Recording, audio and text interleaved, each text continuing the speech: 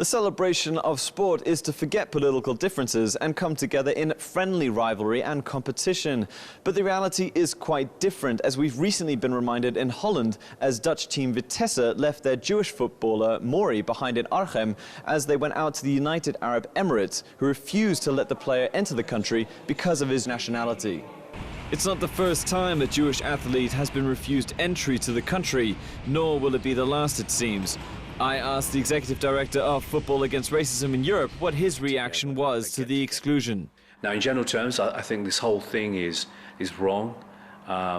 It undermines the value and focus that sport has. So I think in the end, we would hope that this practice comes to an end, but there's no sign of it yet. And I would say that, you know, Israel is practicing this as much as other countries are. You know, there are examples of clubs in Israel also that where the fans, not the ownership admittedly, but the fans protest against the Arab players or Muslim players, and there's quite a lot of this sort of thing going on.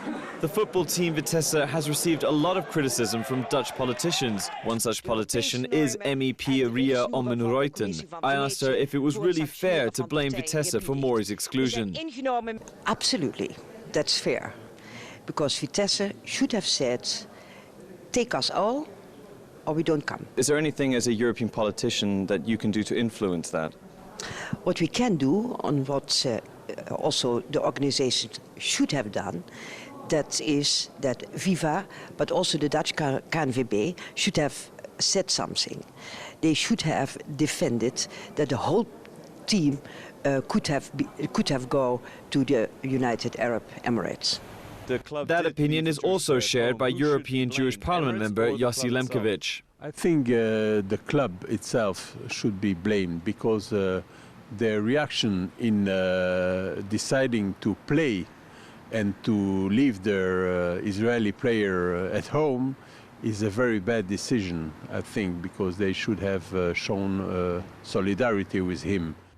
Because this is also would have a good reaction and also a sign to the Emirates that their behavior was a shame.